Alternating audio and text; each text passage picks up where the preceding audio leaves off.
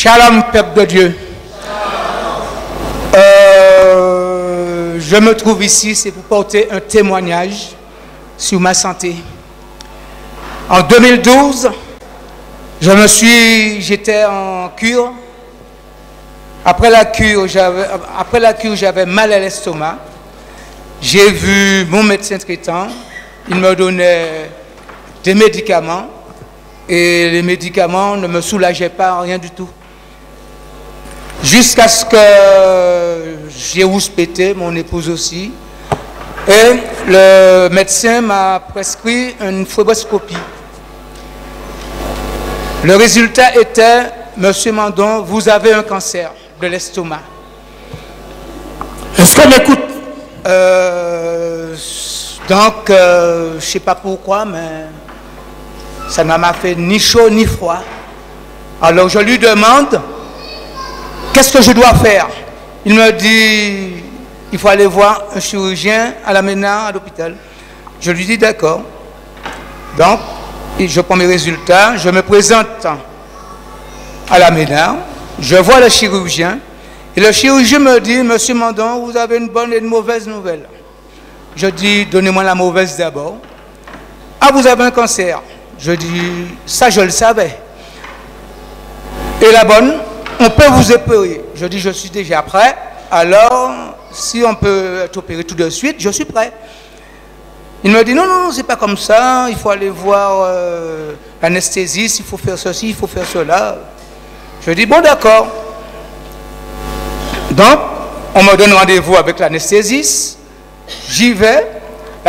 L'anesthésiste me dit, Monsieur Mandon, vous entrez le lundi à l'hôpital et vous allez être opéré le mardi. Merci, il n'y a pas de problème. Mais entre-temps, c'était mercredi, entre-temps vendredi, je reçois un appel de l'hôpital qui me dit, Monsieur Mandon, vous ne pourrez pas rentrer à l'hôpital le lundi, mais il faudrait venir en consultation plutôt. Le mercredi. Je dis d'accord. Mais entre-temps, je tombe malade. Mon épouse reçoit un coup de fil du frère Jean. Excusez-moi. Mon épouse reçoit un coup de fil du frère Jean qui dit, je passe chez toi. Alors mon épouse dit, oui, mais tu ne connais pas chez moi, tu passes chez moi. Il dit, oui, oui, oui, tu n'en fais pas, je vais trouver, je passe chez toi. Donc, il arrive avec son épouse et 2 autres personnes. Il prie pour moi. Son épouse me donne des messages du Seigneur. Et le message était sois sans crainte, ce combat, c'est moi qui le mène. Tu sortiras vainqueur de ce combat. Je sortirai vainqueur de ce combat. Et tu témoigneras de ma gloire. Bon, je dis bon, d'accord. Ensuite, le lundi, je suis là et je ne pouvais plus tenir avec l'estomac. Donc mon épouse m'emmène à l'hôpital. On me fait patienter toute nuit dans les couloirs. Le matin du mardi à 9 h, on appelle mon épouse. Vous pouvez venir chercher votre mari. Ça va. Mon épouse qui arrive, elle dit, mais comment vas-tu? Je dis, moi, je ne me sens pas bien du tout.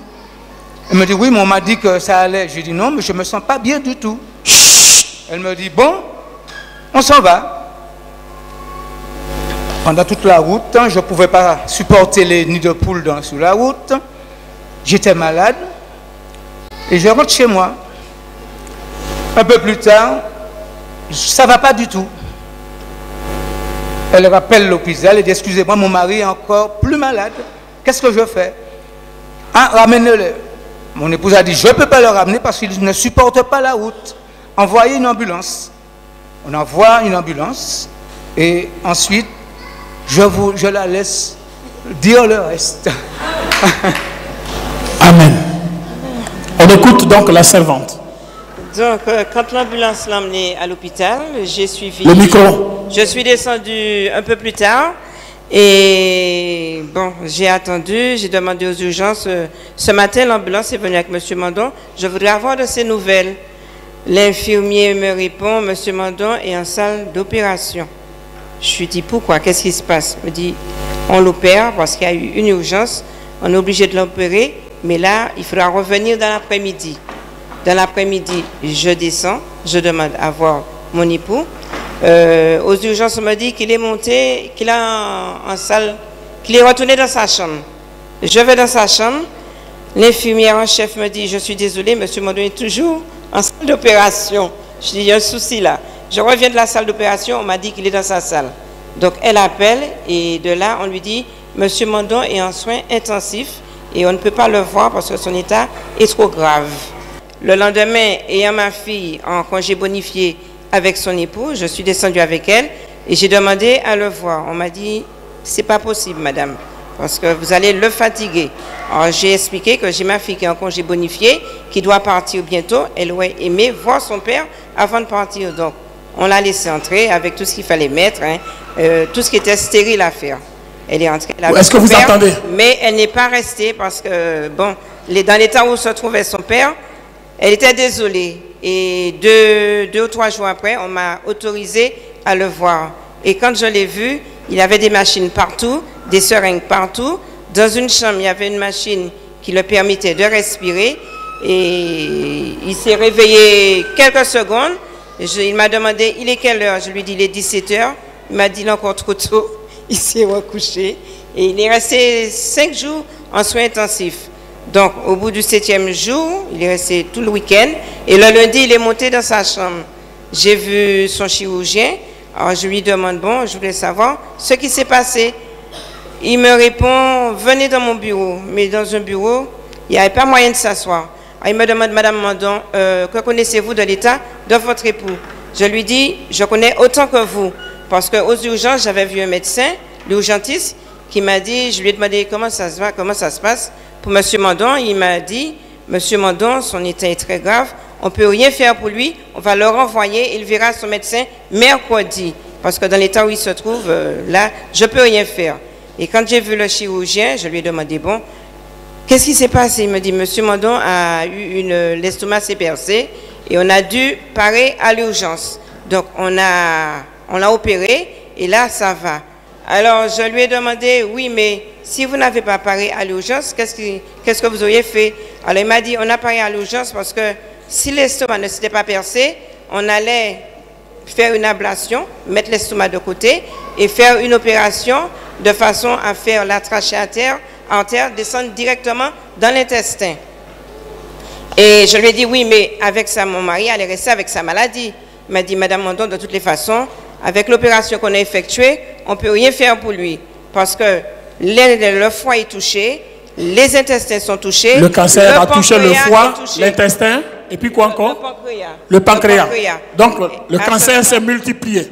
À ce stade, on ne peut rien faire pour lui. Ça s'appelle des métastases. En plus de ça, l'estomac s'est percé, donc la maladie s'est répandue partout. Donc, on ne peut plus rien faire. Il n'y a plus de solution.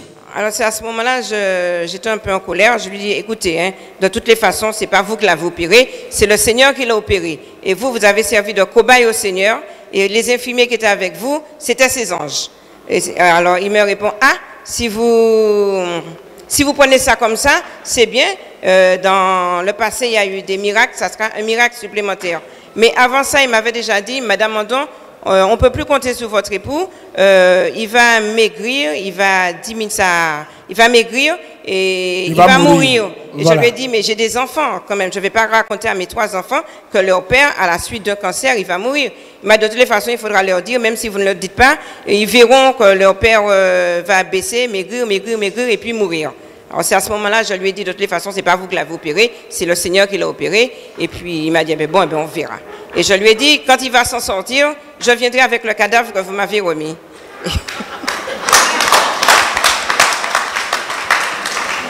Et ce n'est pas tout.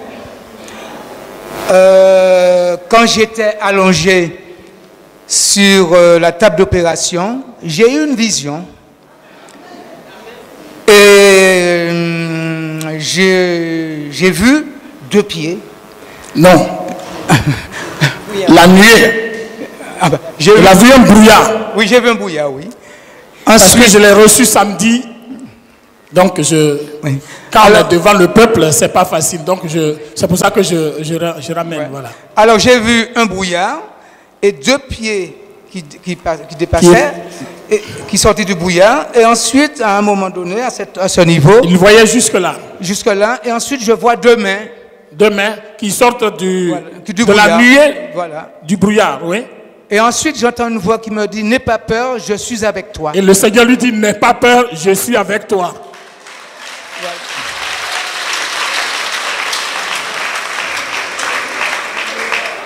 Et là, je me suis réveillé 5 jours après, comme madame a dit. Voilà. Et puis ensuite, j'ai eu ma chimio. J'ai eu 12 séances de chimio. Il devrait y avoir 12. Il devait y avoir 12. J'avais 12 séances de chimio. Donc, après 3 chimios, j'ai été malade, j'ai fait une occlusion. On m'a réopéré. Une occlusion intestinale. On m'a réopéré et là, j'attendais rien de la vie parce que j'étais vraiment, vraiment, vraiment faible. Et j'ai dit, franchement, c'est dommage, mais l'opération s'est bien passée, mais maintenant, avec l'occlusion, je ne vais plus vivre. On a enlevé, comme il a dit, 19 cm d'intestin qu'on a coupé.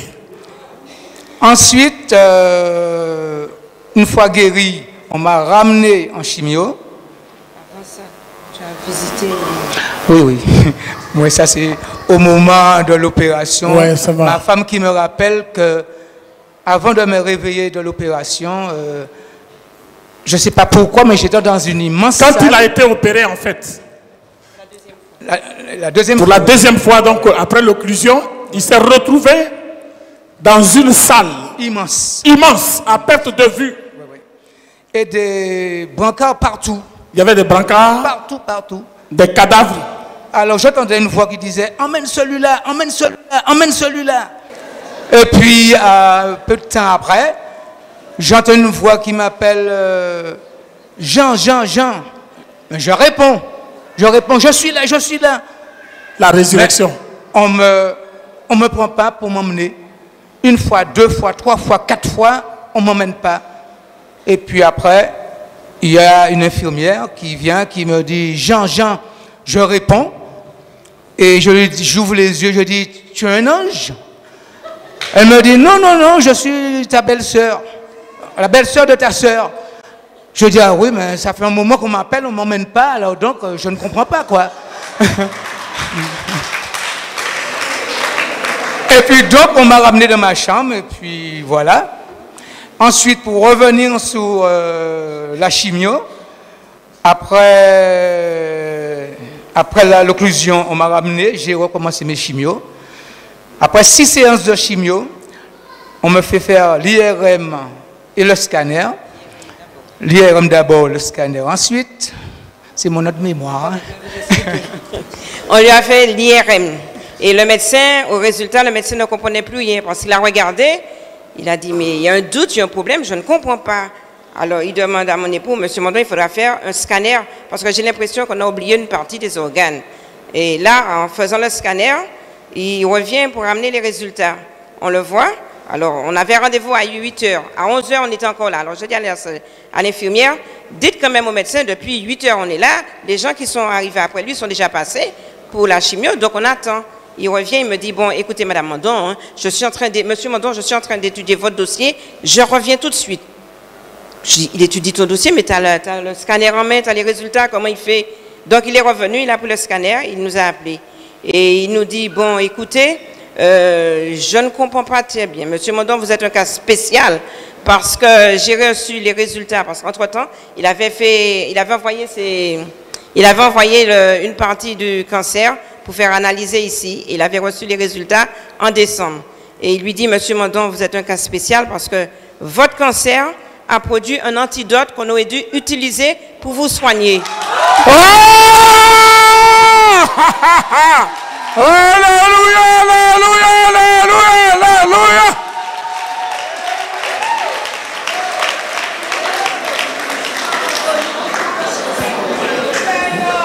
Malheureusement, il avait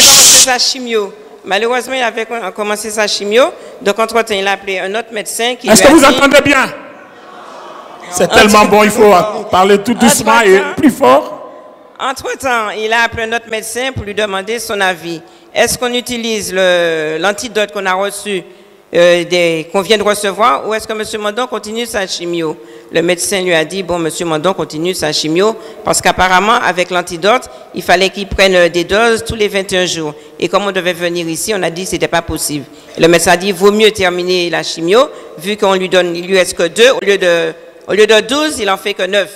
Donc, il a terminé sa chimio. Et entre-temps, lors des résultats, il a vu 3 autres médecins qui lui ont dit, Monsieur Mandon, on ne comprend pas votre situation. Dans l'état où vous étiez, avec les métastases que vous aviez, normalement, vous ne deviez pas être là. Et on ne comprend pas, vous êtes guéri et...